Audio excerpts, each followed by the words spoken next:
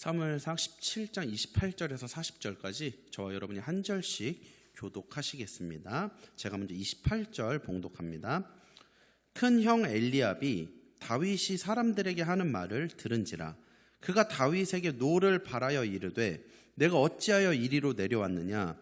들에 있는 양들을 누구에게 맡겼느냐? 나는 내 교만과 내 마음의 완악함을 아노니 내가 전쟁을 구경하러 왔도다. 다윗이 이르되 내가 무엇을 하였나이까? 어찌 이유가 없으리까 하고 돌아서서 다른 사람을 향하여 전과 같이 말하매 백성이 전과 같이 대답하니라. 어떤 사람이 다윗이 한 말을 듣고 그것을 사울에게 전하였으므로 사울이 다윗을 부른지라. 다윗이 사울에게 말하되 그로 말미암아 사람이 낙담하지 말 것이라. 주의 종이 가서 저 블레셋 사람과 싸우리이다 하니 사울이 다윗에게 이르되 내가 가서 저 블레셋 사람과 싸울 수 없으리니 너는 소년이요 그는 어려서부터 용사임이니. 다윗이 사울에게 말하되 주의 종이 아버지의 양을 지킬 때에 사자나 곰이 와서 양떼에서 새끼를 물어가면 내가 따라가서 그것을 치고 그 입에서 새끼를 건져내었고 그것이 일어나 나를 해하고자 하면 내가 그 수염을 잡고 그것을 쳐 죽였나이다. 주의 종이 사자와 곰도 쳤은즉 살아계시는 하나님의 군대를 모욕한 이 할례받지 않은 블레셋 사람이리까 그가 그 짐승의 하나와 같이 되리이다. 또 다윗이 이르되 여호와께서 나를 사자의 발톱과 곰의 발톱에서 건져내셨은즉 나를 이 블레셋 사람의 손에서도 건져내시리이다. 사울이 다윗에게 이르되 가라 여호와께서 너와 함께 계시기를 원하노라. 이에 사울이 자기 군복을 다윗에게 입히고 노투구를 그의 머리에 씌우고 또 그에게 갑옷을 입히매 다윗이 칼을 군복 위에 차고는 익숙하지 못하므로 시험적으로 걸어보다가 사울에게 말하되 익숙하지 못하니 이것을 입고 가지 못하겠나이다 하고 곧 벗고 합독합니다. 손에 막대기를 가지고 시내에서 매끄러운 돌 5을 골라서 자기 목자의 제구 곧 주머니에 넣고 손에 물매를 가지고 블레셋 사람에게로 나아가니라. 아멘. 할렐루야. 오늘도 이 예배 나오신 모든 성도님들을 환영하고 축복합니다. 자, 한 가지가 확실해졌어요. 우리 이승 집사님이 제 설교문을 훔쳐보는 게 확실해졌습니다. 아까 오늘 이승 집사님께서 시작할 때 뭐라고 우리에게 멘트를 했냐면 습관적으로 드리는 그런 예배가 아니라 익숙해지는 게 아니라 이제 그 하나님을 이제 전심으로 예배하자 그런 내용인데 제가 오늘 설교문에 적어온 인사말이 이겁니다. 그냥 똑같이 습관적으로 드리는 예배가 아닌 하나님을 만나고 경험하고 가는 특별한 예배가 되시기를 간절히 바랍니다. 자, 이제 머리 좋은 사람은 이게 무슨 뜻인지를 알 거고 머리 나쁜 사람은 세상에나 이승 집사님이 목사님 설교문을 훔쳐본데 교통한다는 뜻입니다.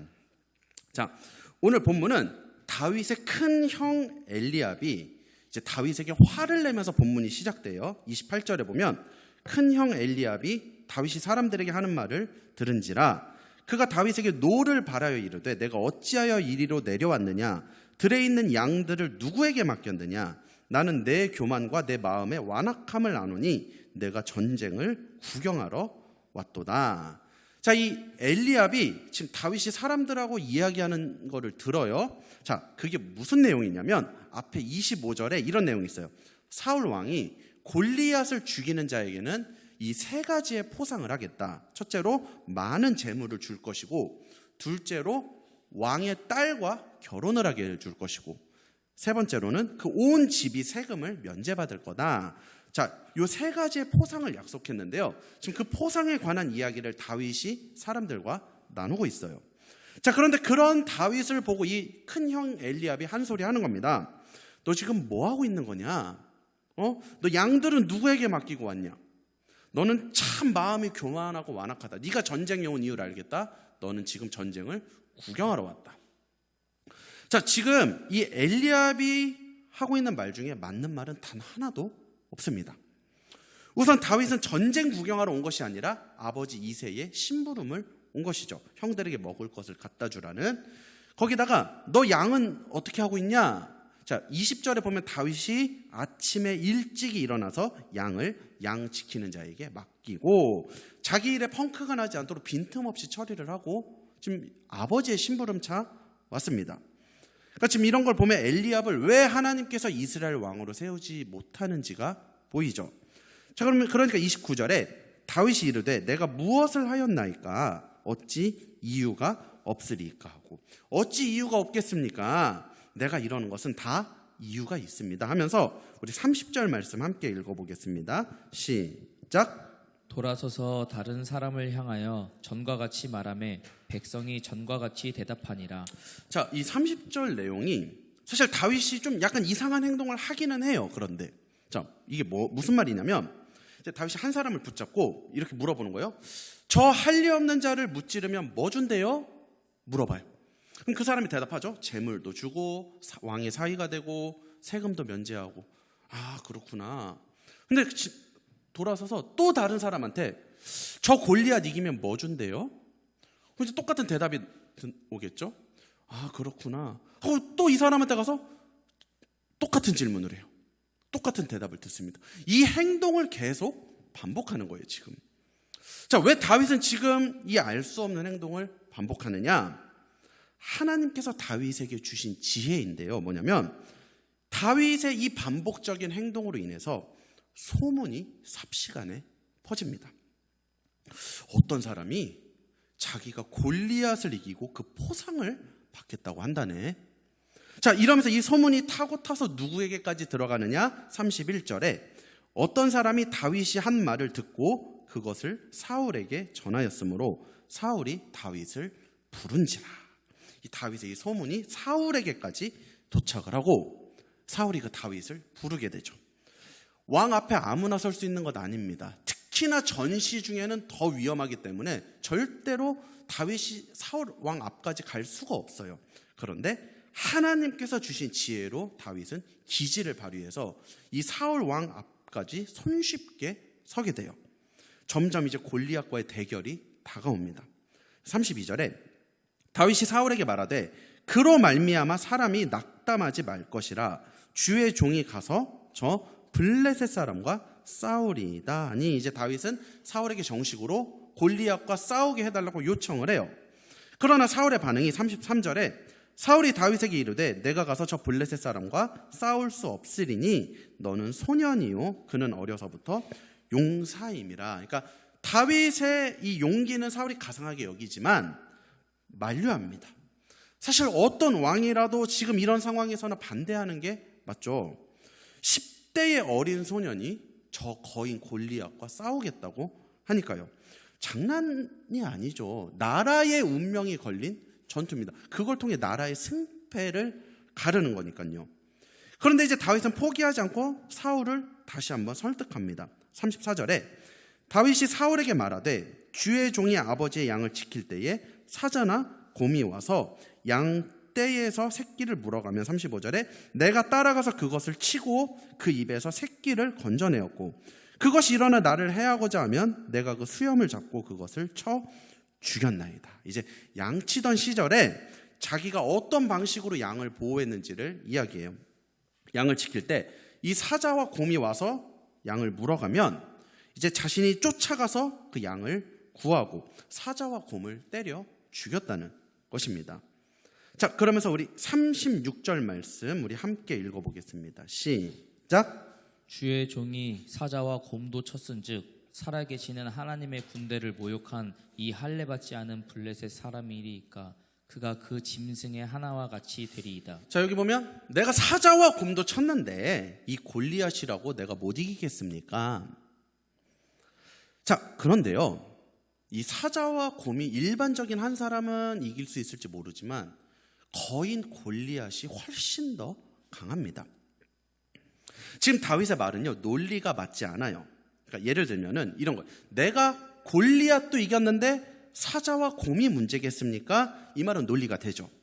더 강한 상대를 이겼으니까 그보다 약한 상대를 이기는 건 당연한 수순입니다.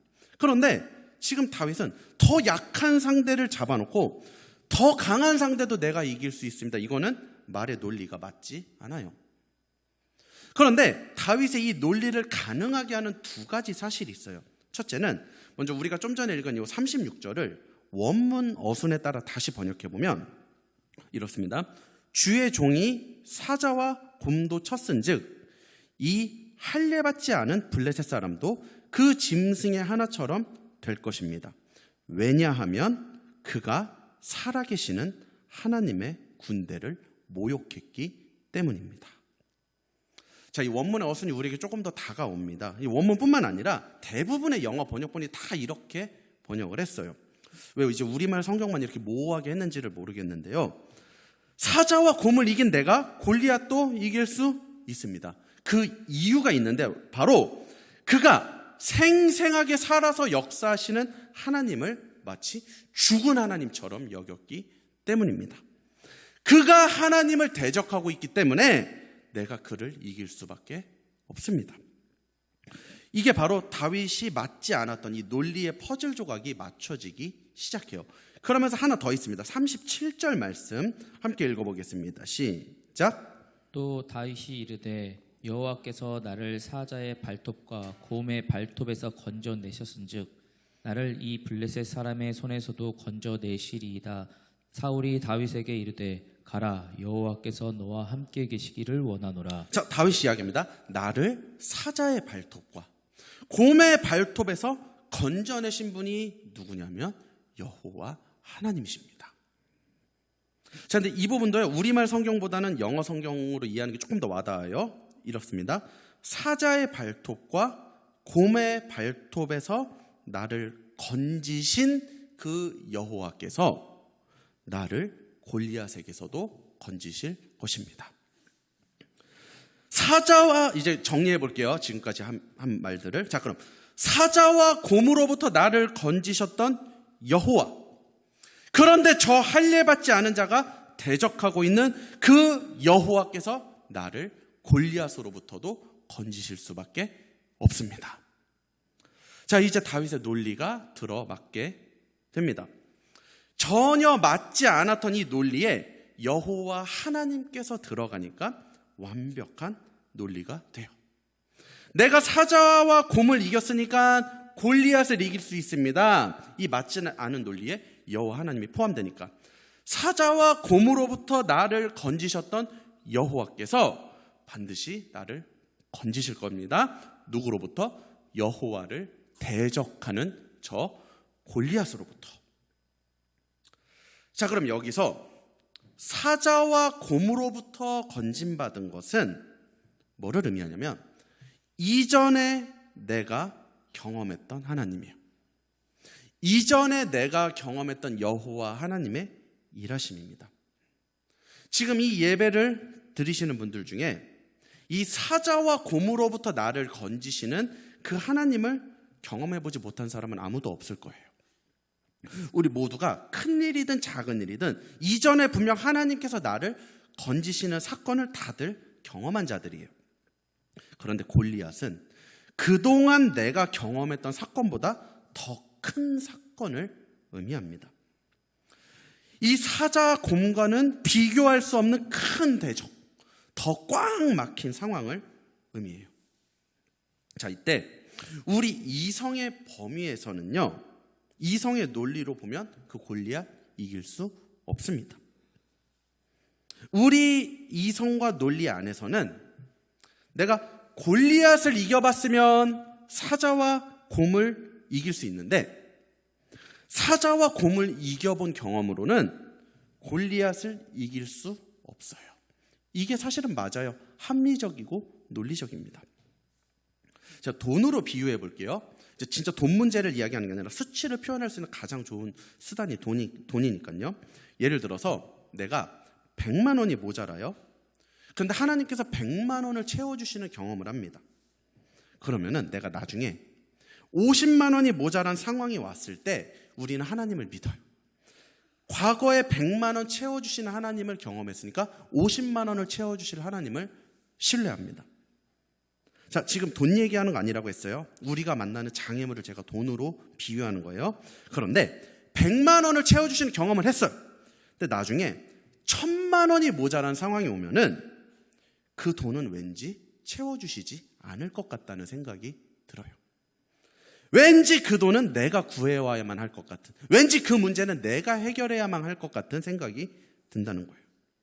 이게 바로 내 이성의 범위 안에서만 일하시는 그 하나님을 믿는 신앙입니다. 이 이성과 논리가 많은 사람들이 있어요. 뭐 이제 수학을 전공한 저는 말할 것도 없겠죠. 근데 이렇게 이성적이고 논리적인 사람들의 장점이 분명히 있습니다. 이제 행정적으로 일 처리를 깔끔하게 잘하고 모든 일을 계획적으로 순차적으로 잘 실행해 나가요. 그래서 이런 부분이 하나님께 쓰임받기도 하고 공동체에 꼭 필요한 사람들입니다. 그런데 무엇을 알아야 되냐면 우리의 이런 이성과 논리가 하나님의 능력을 제한할 때가 많다는 것을 알아야 돼요.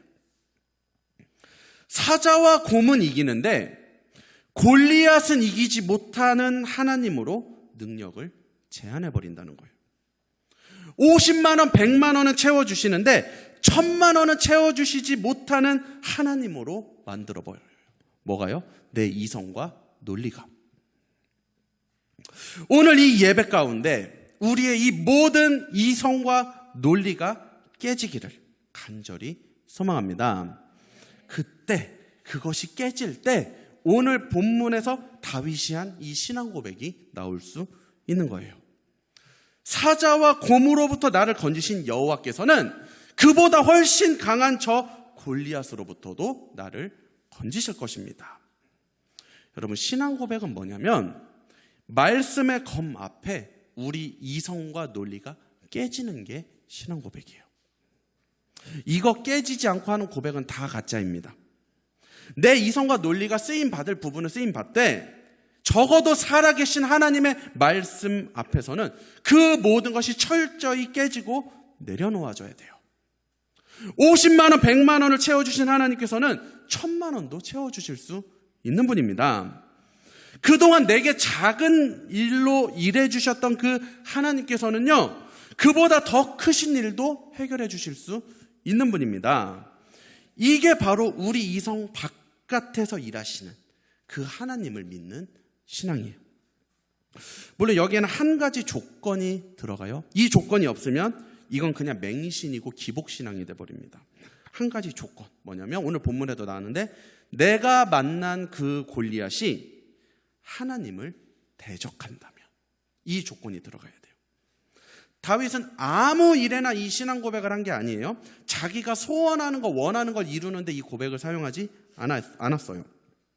사자와 곰으로부터 나를 건져주신 그 하나님께서 지금 하나님을 대적하는 저 골리앗으로부터 나를 건지실 줄로 믿습니다. 골리앗이 하나님을 대적하고 있을 때 사용한 신앙 고백이에요.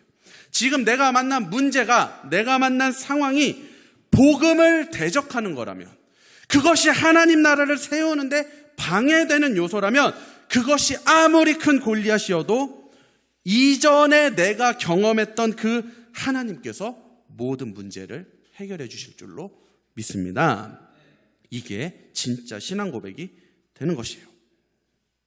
진짜 신앙인은요, 이 오늘 본문의 신앙 고백을 아무 상황이나 쓰지 않아요. 하나님 나라가 세워지는 일에, 하나님의 이름이 회복되는 일에, 복음이 선포되는 일에만 사용을 합니다. 정확하게 하나님을 대적하는 자와 싸우는 일에, 그래서 하나님 나라를 세우는 이 일에 이 신앙 고백을 사용할 때 내 이성 바깥에서 일하시는 그 하나님을 믿는 신앙이 완성되는 것입니다. 이거를 깨트리지 못하고요, 계속해서 이성의 범위 안에서만 일하시는 하나님만 믿는 그런 분들이 있어요. 이런 분들은 늘 자기 계산과 이성 속에서 스트레스를 받게 됩니다. 왜냐하면 제가 다시 돈으로 예를 들게요. 돈 얘기하는 것은 아니라고 제가 강조합니다.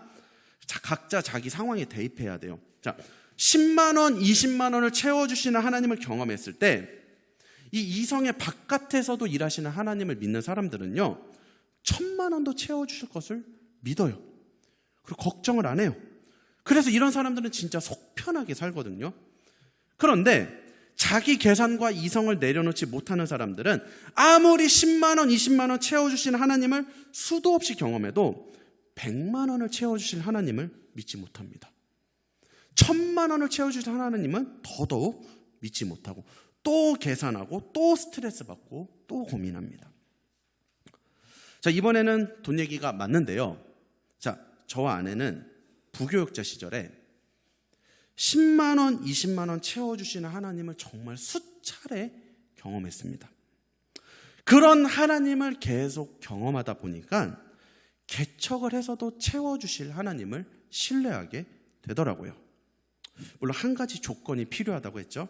개척해서 이 은혜 입은 교회를 세우는 것이 하나님 나라를 세우는 것이 될 때, 이 교회가 세워지지 않는 것이 하나님을 대적하는 골리앗이 될 때, 그러면 사자와 곰으로부터 그 곰을 이기신 여호와께서 자신을 대적하는 골리앗으로부터도 반드시 건지시는 것입니다.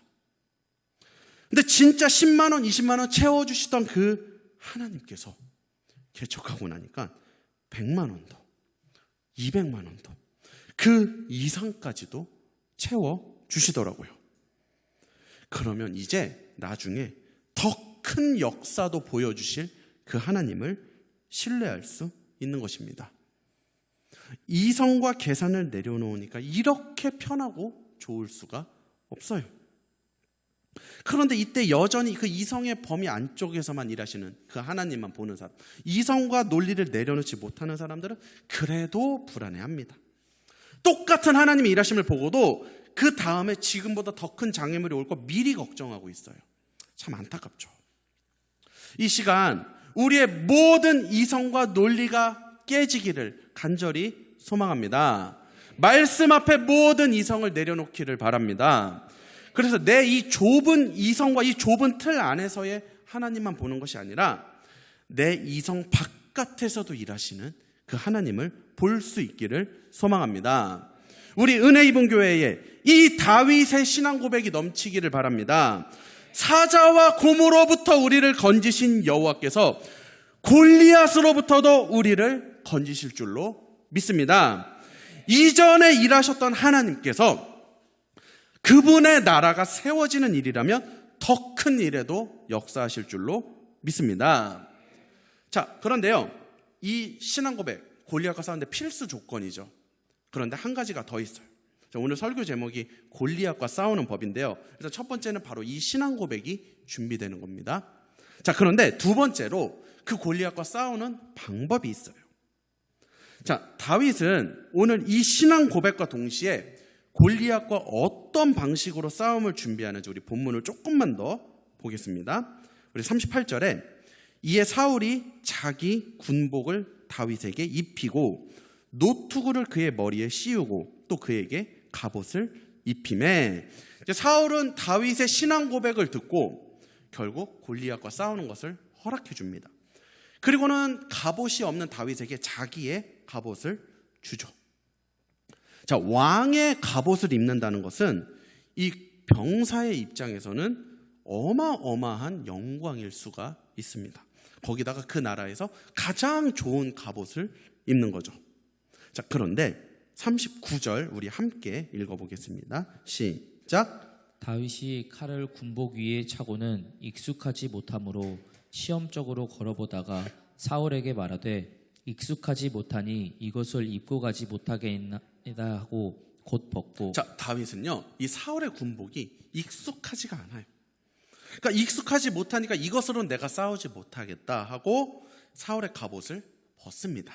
그리고 40절 시작. 손에 막대기를 가지고 시내에서 매끄러운 돌 5을 골라서 자기 목자의 제구 곧 주머니에 넣고 손에 물매를 가지고 블레셋 사람에게로 나아가니라. 자, 목자들이 메고 다니는 작은 주머니에 돌 5개를 주워서 넣습니다.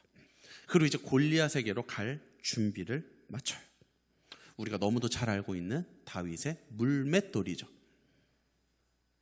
다윗은 자기에게 익숙하지 않은 사울의 갑옷을 버리고 물맷돌, 자기에게 익숙했던 무기로 싸웁니다. 다윗이 골리앗과 싸운 방법은 물맷돌, 자신에게 익숙했던 무기인데요. 자, 여기서 익숙하다의 이제 히브리어가 니사라는 단어인데 이 의미는 시도하다, 입증하다라는 의미를 가진 단어예요. 사울의 갑옷은 입증되지 못하였으니 벗고 가겠다. 그리고 나에게 입증된 물맷돌을 가지고 싸우겠다. 뭐가 입증된 거죠? 하나님의 일하심이 입증된 것. 그동안 내게 경험되었던, 내게 입증되었던 하나님은 물맷돌을 통해서 내게 일하셨다는 것입니다. 바로 사자와 곰으로부터 하나님께서 자신을 건지실 때 그때 다윗이 던진 그 물맷돌에 하나님이 일해 주신 거예요. 그렇기 때문에 자신이 경험했던 그 하나님, 그때 일하셨던 그 방식대로 싸우겠다는 것입니다. 사자와 곰보다 골리앗은 분명히 더 큰 적입니다. 그렇다고 어설프게 사울의 갑옷 입고 싸우지 않겠다는 것이에요. 사울의 갑옷으로는 하나님의 일하심이 입증되지 않았기 때문입니다. 자신에게 일하셨던 그 통로로 입증된 물맷돌을 가지고 싸우겠다는 것이죠. 자, 지금 무슨 얘기하는 겁니까? 골리앗과 싸우는 법 이야기하는 거예요. 우리 이성의 바깥에서 일하시는 그 하나님에 대한 신앙 고백이 첫째 준비돼야 된다고 했어요. 두 번째, 그 다음에 골리앗과 싸우는 방법은 뭐냐? 내게 익숙하고 입증된 방법. 이전에 하나님을 경험했을 때 그때 그 통로가 되었던 그 방법으로 싸우라는 것입니다. 더 큰 문제 만났다고 어설프게 어울리지도 않는 사울의 갑옷 입지 말고 이전에 하나님을 만났던, 하나님을 체험했던 그 방법 그대로 물맷돌로 싸우라고 말씀하십니다. 자, 우리 은혜 입은 교회에게 이 물맷돌은 뭘까요? 바로 예배입니다. 우리의 가장 큰 무기는 이 예배죠. 개척의 준비 과정도 오직 예배 드리면서 준비했고, 개척하고 나서 2달이 조금 안 돼 지금까지 우리의 물맷돌은 오직 예배였습니다. 예배 외에는 정말 아무것도 안 했죠. 그런데 이 예배 속에서 하나님께서 일해 주셨습니다. 예배만 드렸는데 계속 수도 없이 일하셨어요. 이 예배를 통해 사자와 곰으로부터 우리를 건져 주셨습니다. 그리고 오늘 하나님께서 우리에게 알려주시는 것, 이 사자와 곰보다 더 큰 골리앗이 올 거다.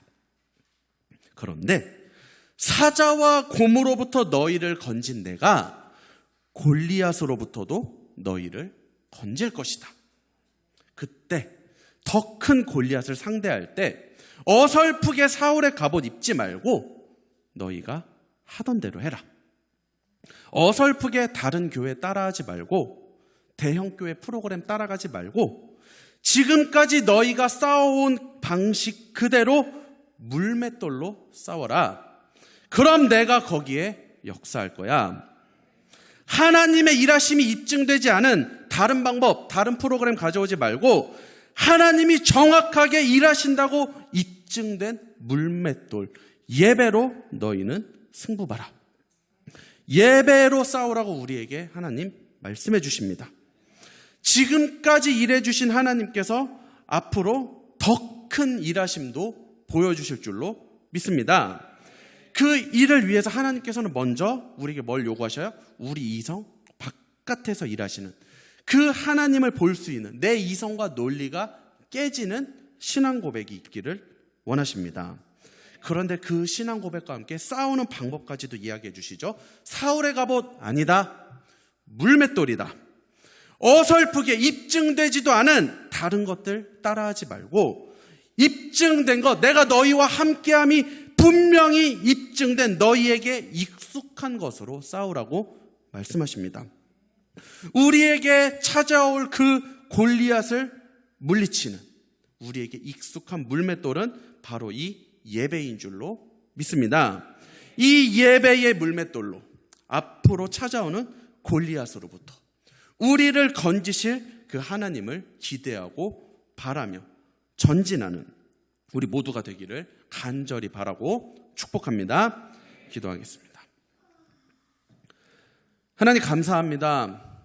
오늘 이 말씀을 통하여서 우리가 골리앗과 어떻게 싸워야 하는지를 우리가 말씀하여 주심을 감사드립니다. 주님, 사자와 곰으로부터 우리를 건지신 그 하나님께서 그보다 더 큰 대적인 골리앗도 이길 수 있음을 우리가 깨닫게 하여 주시옵소서. 이성과 논리로는 그것이 안 맞지만 내 이성과 논리가 말씀 앞에 깨져서 더 큰 대적, 작게 일하신 하나님은 더 크게도 일하실 수 있는 분임을 우리가 깨닫게 하여 주시옵소서.